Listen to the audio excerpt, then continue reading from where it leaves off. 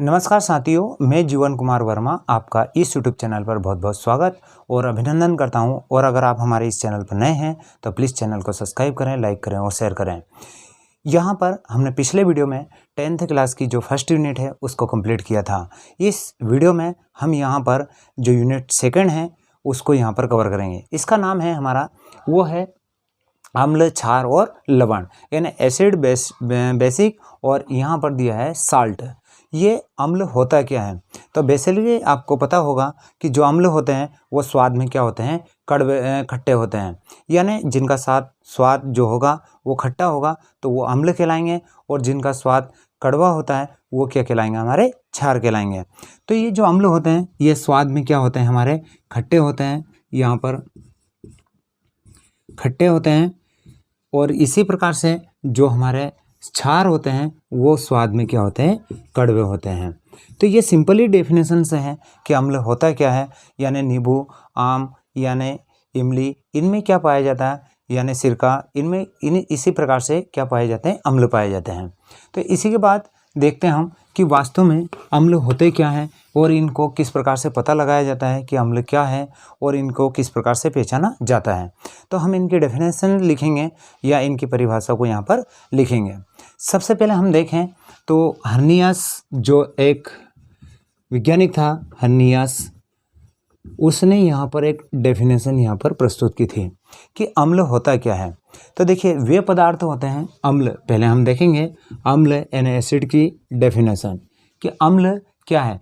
Hernias के अनुसार, इसके अनुसार देखेंगे कि अम्ल होते क्या हैं। तो अम्ल वे होते हैं, पहले देखेंगे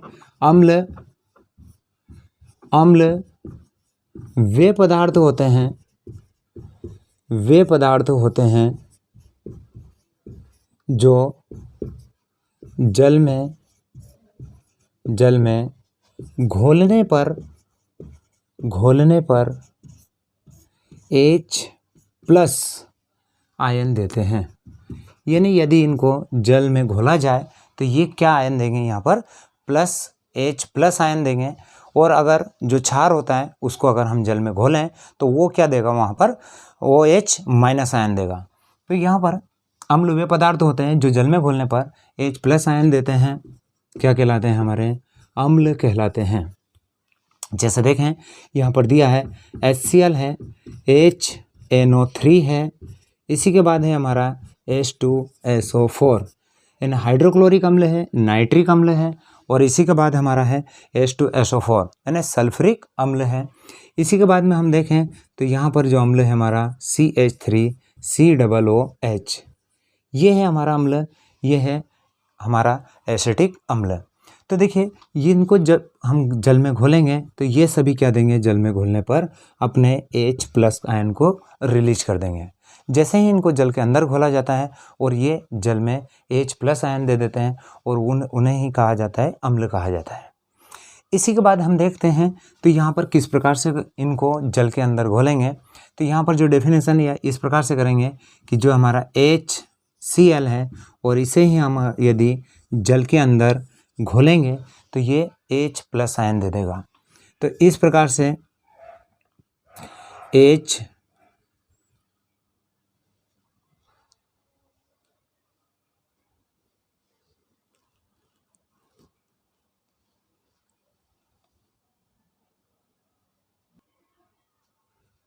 यहाँ पर जो दिया है कि HCl है, HCl जैसे ही इसके अंदर टूटेगा तो ये H+ और Cl- में हो जाएगा, यानी ये जो HCl रहेगा वो H+ आयन देगा जल के अंदर। किंतु यहाँ पर जो होता है, जो हमारा H होता है वो अत्यधिक क्रियाशील होता है, तो ये H मिलकर क्या बना लेता है, H2 बना लेता है। इसलिए ये जल में ये हाइड्रोनियम आयन बनाएगा। तो ये इस प्रकार से हो जाएगा, यानी ये H सिंगल ना होकर ये इस प्रकार से हो जाएगा। HCl को यदि हम जल के अंदर घोलेंगे तो ये हमें यहाँ पर बना लेगा H3O+, यानी इसको कहा जाता है हाइड्रोनियम आयन। ये इस प्रकार से हाइड्रोनियम जो हाइड्रोजीनियम है आयन, ये इस प्रकार से बना लेगा और यहाँ से Cl को रिलीज कर देगा। तो इस प्रकार से यहाँ पर जो बन जाएगा हमारा HCl जल में घुलने पर H+ आयन दे देगा। चूँकि यहाँ पर अत्यधिक क्रियाशील होता है H+, तो ये क्या करेगा, जल के अंदर हाइड्रोनियम आयन देगा। तो हाइड्रोनियम जो आयन रहेगा वो इस प्रकार से हो जाएगा H3O+ के रूप में रह जाएगा। तो इसी प्रकार से ये नाइट्रिक अम्ल H2SO4 और ये हमारा देगा यहाँ पर एसिटिक अम्ल। तो ये जल में घुलने पर जो देंगे H+ आयन को यहाँ पर रिलीज करेंगे। इसी प्रकार हम देखेंगे कि जो जल में घुलने पर वो H आयन देते हैं। तो यहाँ पर हम इसको चेंज कर देंगे और यहाँ पर कर लेंगे हम क्षार की डेफिनेशन।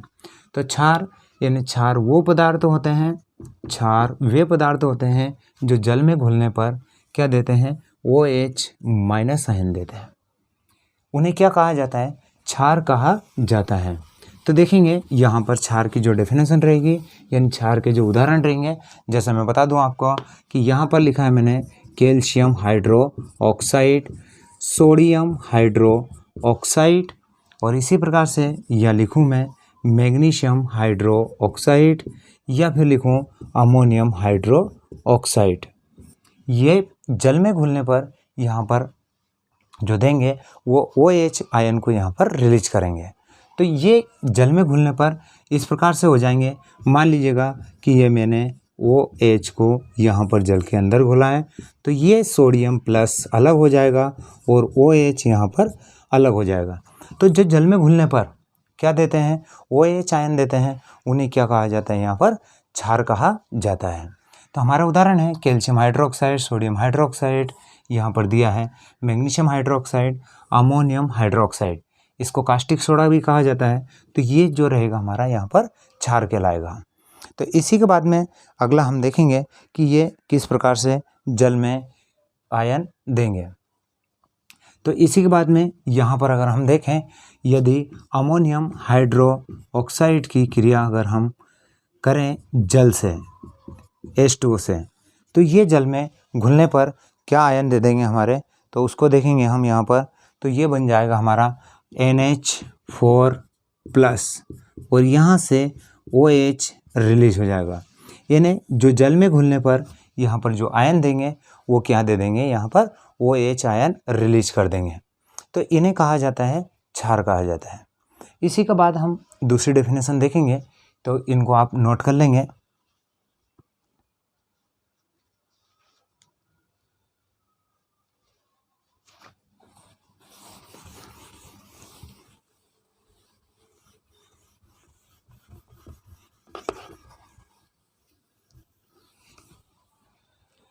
इसके बाद जो सेकंड जो डेफिनेशन आती है हमारी, वो आती है, देखिए पहली जो डेफिनेशन है वो इस प्रकार से थी कि जो स्वाद में खट्टे होते हैं अम्ल कहलाते हैं और जो स्वाद में कड़वे होते हैं वो हमारे क्षार कहलाते हैं। जो सेकंड डेफिनेशन है हमारी कि जो जल में घुलने पर H+ आयन देते हैं क्या कहलाते हैं, हमारे अम्ल कहलाते हैं। जो OH आयन देंगे वो क्या कहलाएंगे, हमारे क्षार कहलाएंगे। इसी के बाद हम अगर देखें तो वो रहेगा हमारा pH स्केल। यहाँ पर जो pH स्केल है उसके बारे से भी हम पता लगा सकते हैं कि वो जो पदार्थ है वो अम्ल है या फिर क्षार है। तो अम्ल या क्षार का पता लगाने के लिए pH स्केल होती है और इसमें जो P होता है, P का मतलब होता है यहाँ पर जो होता है हमारा प्रोटेन्स जो होता है एक शब्द है, और ये शब्द जो है हमारा ये जर्मन शब्द है और इसका अर्थ होता है शक्ति। इन्हें जो जल में घुलने पर इन्हें हाइड्रोजन आयनों की सांद्रता H+ की जो सांद्रता है या उसकी पावर, या इसको इस प्रकार भी बोल सकते हैं पावर ऑफ हाइड्रोजन। इन्हें किसी विलयन में हाइड्रोजन की जो मात्रा है वो या हाइड्रोजन की सांद्रता है प्रति लीटर आयन में या प्रति ग्राम लीटर में H+ की सांद्रता।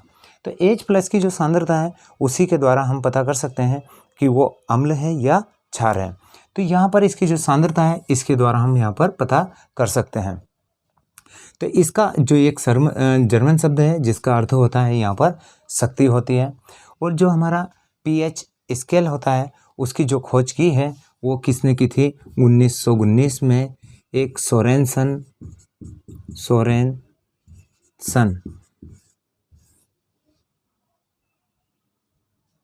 सोरेनसन जो वैज्ञानिक हैं उन्होंने यहाँ पर पीएच स्केल का मान यहाँ पर प्रस्तुत किया या उन्होंने इसके बारे में खोज की है।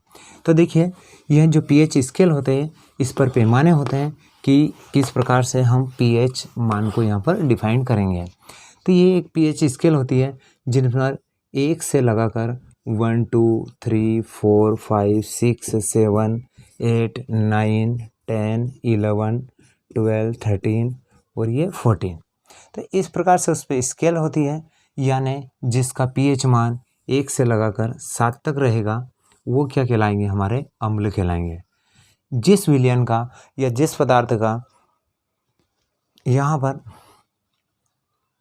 पीएच मान 1 से लगाकर 7 तक आता है तो उसे क्या कहा जाता है, अम्ल कहा जाता है। जिसका पीएच मान 7 से लगाकर 14 यानी 7 से लगाकर 14 के बीच में आता है वो क्या कहलाते हैं, हमारे क्षार कहलाते हैं। इन्हें क्षार कहलाएंगे या वो बेस्ट कहलाएंगे। इसी के बाद अगर हमारा आता है तो ये रहेगा हमारा क्षार, और यदि उसका पीएच मान 7 रहेगा तो वो रहेगा हमारा उदासीन रहेगा। और जो जल होता है, जल का जो पीएच मान होता है वो 7 होता है। इन्हें जो जल होगा उसका पीएच मान 7 होता है और जल हमारा क्या होता है, उदासीन होता है। इसी के बाद जैसे नींबू है, नींबू का जो पीएच मान होता है यानी 2.2 होता है। जैसे जो ब्लड होता है, रक्त होता है, यानी 7.4 के समथिंग उसका पीएच मान होता है। तो इसको और भी डिफाइन किया है, यानी इसको इस प्रकार भी लिखा जाता है कि जिसका पीएच मान यानी 1 से लगाकर 7 के बीच में होता है उसको कहा जाता है अम्ल, और जिसका 7 से लगाकर 14 के बीच में होता है उन्हें कहा जाता है क्षार कहा जाता है। तो ये सिंपली डेफिनेशन थी हमारी। पीएच स्केल के द्वारा भी हम अम्ल और क्षार के बारे में डिफाइन कर सकते हैं। इसी के बाद हमारा जो नेक्स्ट डेफिनेशन है या अगली जो डेफिनेशन या परिभाषा है वो इस प्रकार से है कि जो हमारे अम्ल होते हैं, अम्ल यानी वो क्या करते हैं, जो हमारे एक लिटमस पेपर होता है लैब में, यह एक लिटमस पेपर होता है, लिटमस पेपर। जो लिटमस पेपर होता है उसके कलर को यहाँ पर क्या कर देते हैं, चेंज कर देते हैं। तो यहाँ पर जो अम्ल होता है या अम्ल जो लिटमस पेपर होता है वो क्या कर देते हैं, नीले को लाल कर देते हैं। जो लिटमस पेपर होता है वो नीले को लाल कर देते हैं, और जो क्षार होता है वो क्षार क्या करेगा, वो लाल को नीला कर देगा। तो एक ये डेफिनेशन है हमारी कि जो अम्ल होते हैं वो क्या करते हैं, जो लिटमस पेपर होता है, लिटमस पेपर के नीले को लाल कर देगा, और जो क्षार होता है वो लाल को नीला कर देगा। तो इस प्रकार से भी हम याद रख सकते हैं।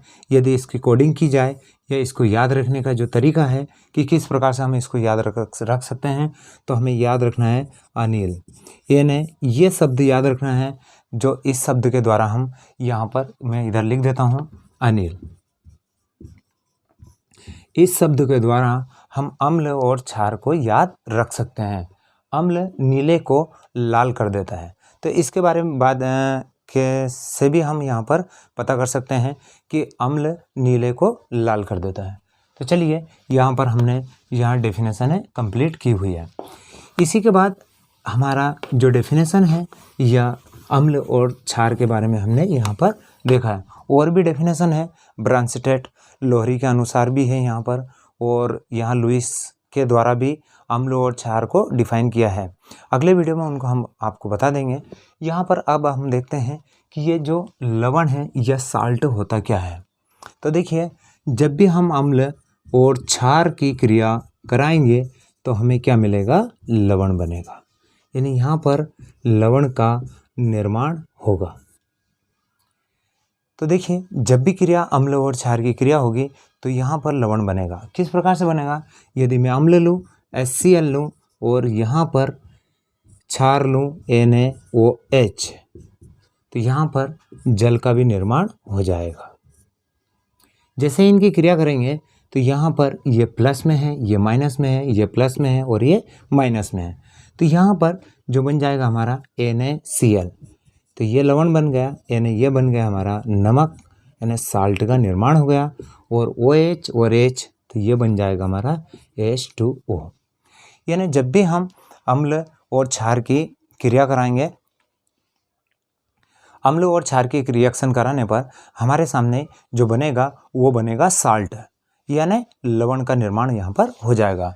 इसी प्रकार से यदि हम और भी देखें तो अगर मैं H2SO4 लेता हूँ और यहाँ पर अगर मैं सोडियम हाइड्रो ऑक्साइड लेता हूँ तो भी हमें यहाँ पर लवण का निर्माण होगा। तो यहाँ पर बन जाएगा सोडियम सल्फेट बन जाएगा, तो ये बनेगा Na2SO4 और यहाँ पर भी जो निर्माण होगा जल का निर्माण हो जाएगा। तो ये लवण का निर्माण होगा। इसी बात अगर हम लेते हैं HNO3 और इसकी भी क्रिया अगर मैं करा देता हूँ सोडियम हाइड्रो ऑक्साइड से, क्षार से करते हैं, तो यहाँ पर जो बन जाएगा हमारा सोडियम नाइट्रेट NaNO3 और यहाँ पर जो निर्माण होगा वो होगा हमारा जल का। यानी जब भी हम अम्ल और क्षार की रिएक्शन कराएंगे तो उस पे यहाँ पर जो निर्माण होगा वो हो जाएगा हमारा क्षार का लवण का निर्माण हो जाएगा। तो चलिए इनको आप नोट कर लीजिएगा कि अम्ल क्या है, क्षार क्या है और लवण क्या है। तो हमने देखा है यहाँ पर कि किस प्रकार से अम्ल और क्षार मिलेंगे तो किस प्रकार से ये अपने लवण का निर्माण करेंगे। तो चलिए ये इनको नोट कर लेंगे।